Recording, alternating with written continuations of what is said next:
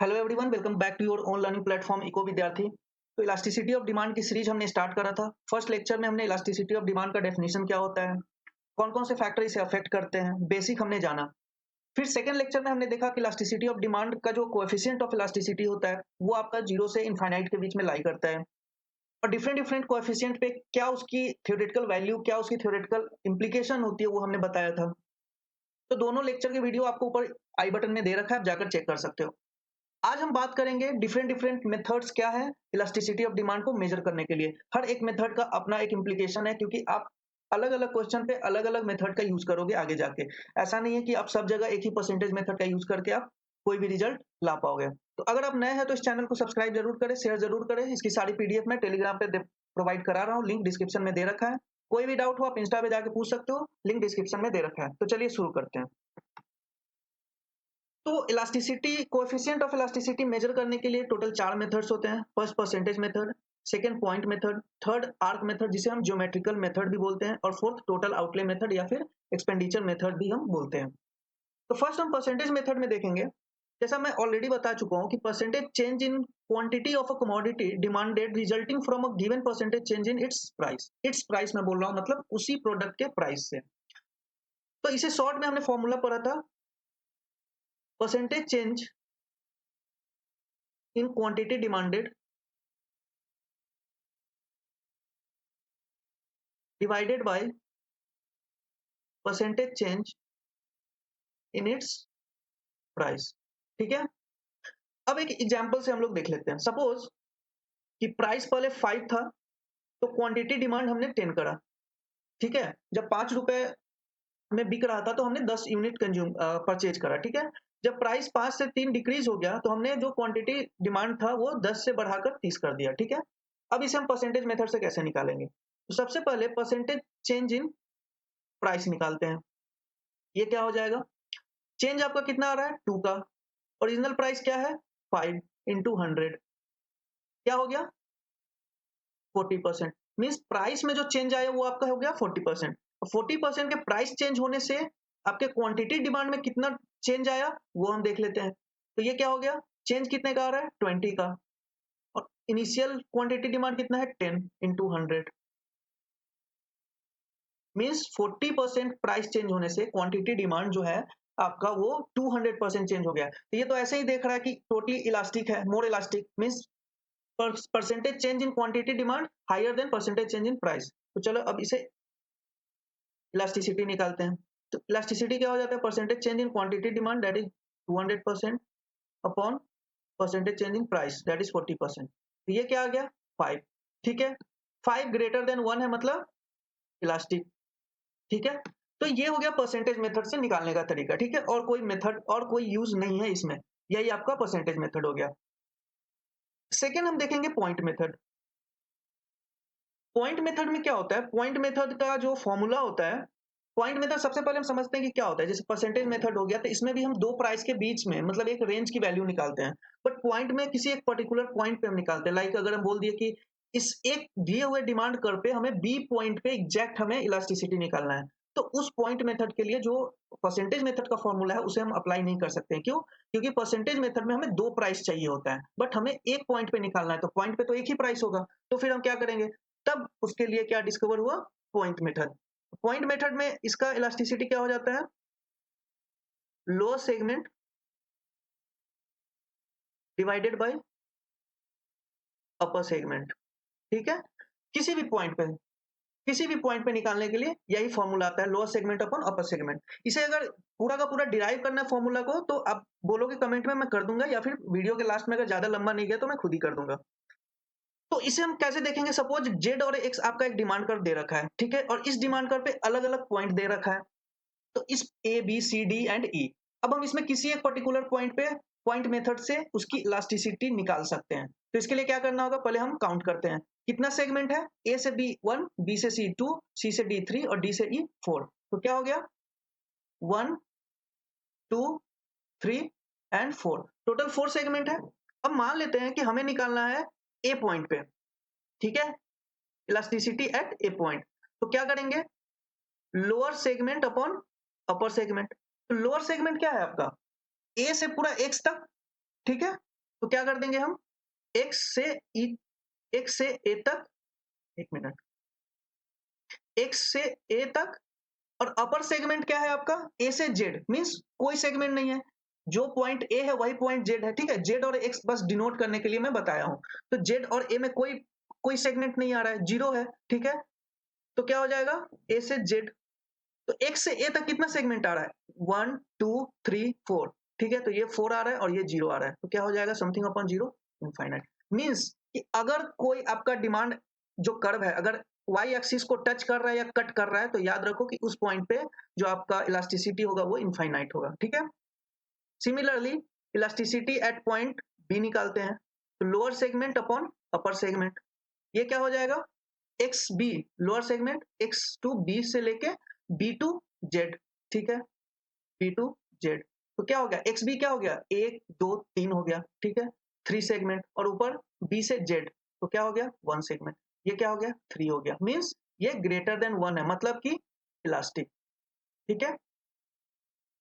EP at C, lower segment upon upper segment, तो ये क्या हो जाएगा, X C upon C Z, ये क्या हो गया, तो एक सी से क्या हो गया, 1 2, और ऊपर में भी 1 2, तो 2/2, ये क्या हो गया, 1, ये आपका यूनिटरी इलास्टिसिटी, ठीक है। Similarly EPD, lower segment upon upper segment, क्या हो जाएगा, x D upon D Z, तो क्या हो गया, एक्स डी से कितना सेगमेंट है, बस एक, और ऊपर में कितना है, 1 2 3 3, तो ये क्या हो गया, ये आपका लेस देन 1 हो गया, ठीक है, लेस देन 1 हो गया, तो ये क्या हो जाएगा, इनइलास्टिक, ठीक है, इनइलास्टिक हो गया।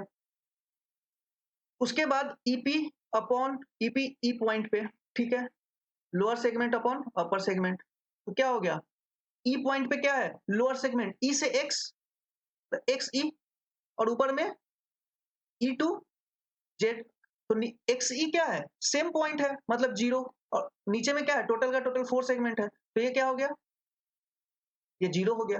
तो कोई भी अगर डिमांड कर्व आपका एक्स एक्सिस कट करता है, तो वो आपका इलास्टिसिटी क्या हो जाएगा, 0, और वाई एक्सिस को कट करता है तो वो क्या हो जाएगा, इनफाइनाइट, ठीक है। ये आपका परफेक्टली इन इलास्टिक हो गया, ठीक है। तो इसका इम्प्लीकेशन क्या हो गया, कि अगर कोई डिमांड कर्व वाई एक्सिस को कट करता है तो उसकी इलास्टिसिटी इनफाइनाइट, और कोई डिमांड कर्व अगर एक्स एक्सिस को कट कर रही है तो उसकी इलास्टिसिटी 0, ठीक है। तो पॉइंट बी पे, ठीक है, यहां से यहां तक आपका इलास्टिसिटी ग्रेटर देन 1, ठीक है। पॉइंट सी पे इलास्टिसिटी इक्वल्स टू 1, डी पे इलास्टिसिटी लेस देन 1, और ई पे इलास्टिसिटी 0, और ए पे इलास्टिसिटी इनफाइनाइट, ठीक है। तो यही आपका इंप्लीकेशन है। थर्ड देखते हैं हम आर्क मेथड। आर्क मेथड हम क्यों यूज करते हैं, when elasticity is measured between 2 points on the same demand curve, ठीक है। सपोज अगर हम 2 पॉइंट की बात करें, सेम डिमांड कर्व की बात करते हैं, अगर 2 पॉइंट के बीच का अगर हमें इलास्टिसिटी निकालना हो, तो उस केस में हम आर्क मेथड यूज करते हैं, ठीक है। तो ये क्या मेजर करता है, it measures the average responsiveness, to price change, ठीक है।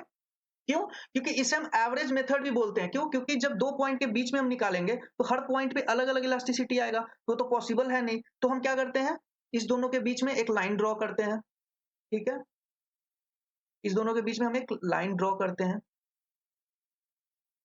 और इसके मिडिल पॉइंट पे हम कहीं ना कहीं इलास्टिसिटी निकालते हैं, और जो उस मिडिल पॉइंट का इलास्टिसिटी आएगा वही हमारा आर्क इलास्टिसिटी का रिजल्ट आएगा, और इसी को हम एवरेज बोलते हैं। क्यों एवरेज, क्योंकि देखो ये दोनों के एकदम बीचों बीच हम पॉइंट पे इलास्टिसिटी निकालते हैं, ठीक है।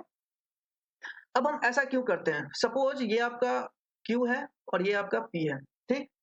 तो अगर हम Q से P की ओर जाते हैं, ठीक है, अगर हम Q से P की ओर गए तो मेरा परसेंटेज मेथड से रिजल्ट कुछ और आएगा, और अगर हम P से Q की ओर गए तो मेरा परसेंटेज मेथड से जो रिजल्ट आएगा वो कुछ और आएगा, ठीक है। बट हमें क्या निकालना है, इस रेंज के बीच का निकालना है। तो रेंज के बीच में अगर हम ऊपर से जाएं या फिर नीचे से जाएं, रिजल्ट तो सेम आना चाहिए, बट ऐसा नहीं होता है। अगर हम ऊपर से आ रहे हैं तो सपोज 5 रिजल्ट आ रहा है, तो नीचे से जाएंगे हो सकता है 3 आ जाए या फिर 7 आ जाए, ठीक है। तो दोनों साइड से रिजल्ट सेम आता है, बट रेंज क्या है, रेंज तो क्यू और पी सेम है, तो रिजल्ट सेम आना चाहिए। तो उस डिस्क्रिपेंसी को हटाने के लिए हम आर्क मेथड यूज करते हैं, ठीक है, जिसे हम एवरेज मेथड भी बोलते हैं। तो इसे हम क्या करते हैं, तो इसका फॉर्मूला हम कैसे डिराइव करते हैं, suppose delta Q change in quantity, ठीक है, upon Q1 plus Q2 divided by 2, ठीक है। यही एक मेन डिफरेंस है जो हम इसमें लेते हैं, average upon change in price divided by average of total price, ठीक है। इसी को हम ऐसे लिख सकते हैं, delta Q change in quantity upon change in price into P1 plus P2 upon Q1 plus Q2, ठीक है। 2 से 2 कैंसिल हो जाएगा, ठीक है। क्यों,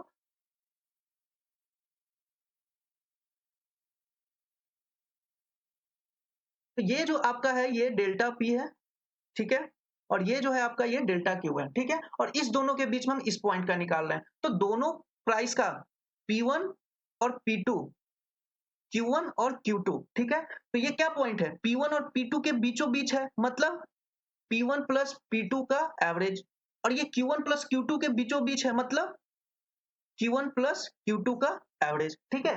अब हम इसके अकॉर्डिंगली अब हम फॉर्मूला में पुट कर देंगे कि delta Q change in quantity होता है अपॉन टोटल क्वांटिटी, तो टोटल क्वांटिटी क्या है, एवरेज है।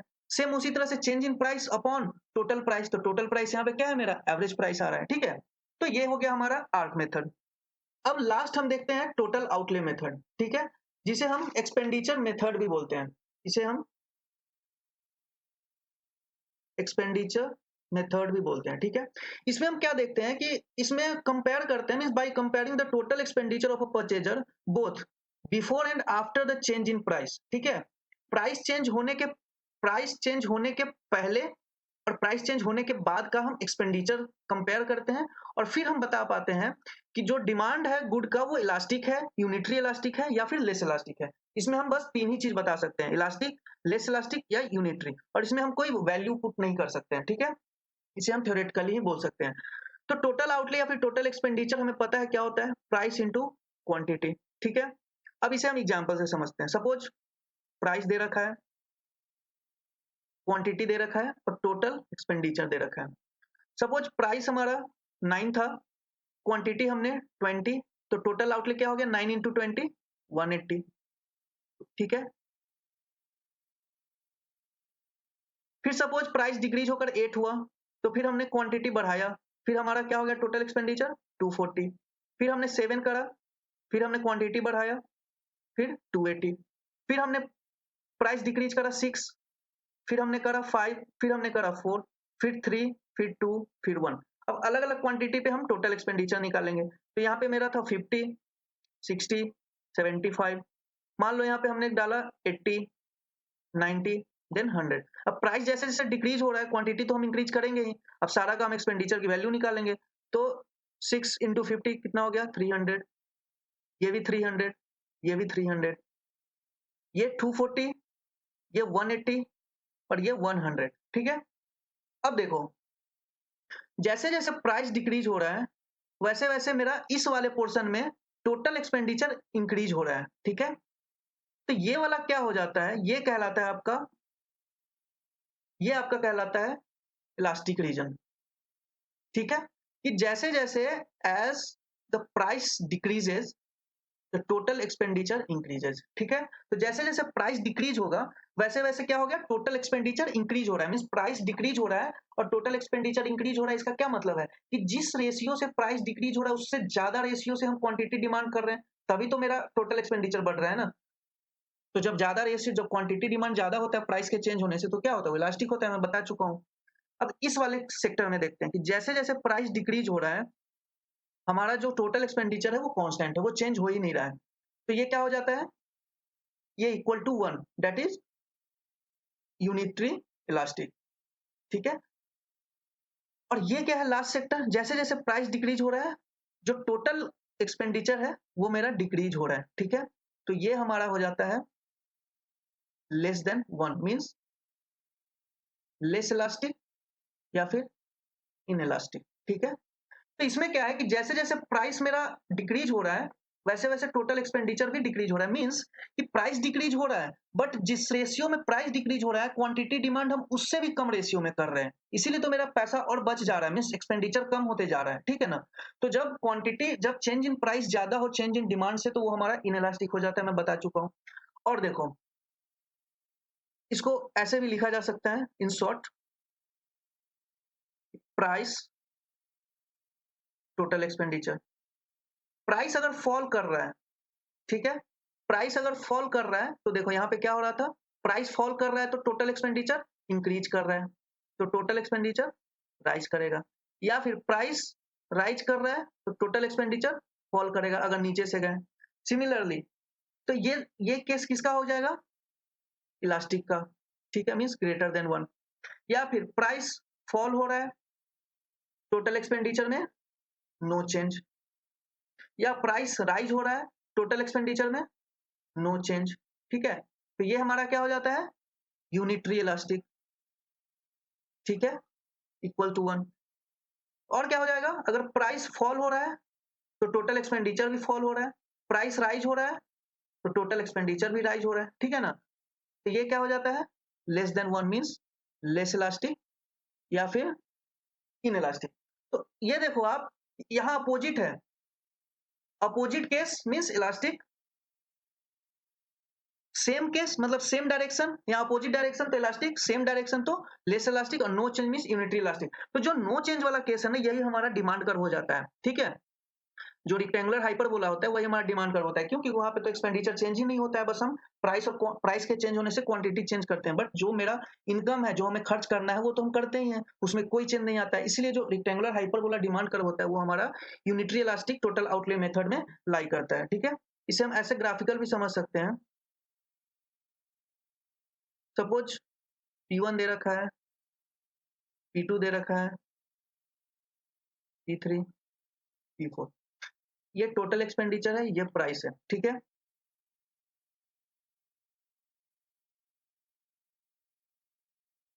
तो जैसे जैसे प्राइस डिक्रीज हो रहा है, ठीक है, जैसे जैसे प्राइस डिक्रीज हो रहा है, तो प्राइस डिक्रीज होने के बाद अगर मेरा टोटल एक्सपेंडिचर डिक्रीज हो रहा है, ठीक है, प्राइस डिक्रीज होने के बाद अगर टोटल एक्सपेंडिचर डिक्रीज हो रहा है, तो वो मेरा क्या हो जाता है?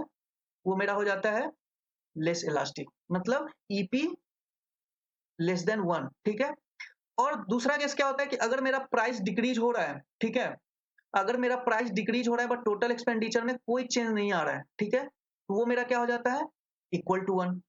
और तीसरा केस कि अगर मेरा प्राइस डिक्रीज हो रहा है बट टोटल एक्सपेंडिचर डिक्रीज हो रहा है, ठीक है, प्राइस डिक्रीज हो रहा है बट टोटल एक्सपेंडिचर भी मेरा डिक्रीज हो रहा है, ठीक है, तो ये क्या हो जाता है? ईपी लेस देन 1, ठीक है। सॉरी, यहाँ पे क्या हो जाएगा?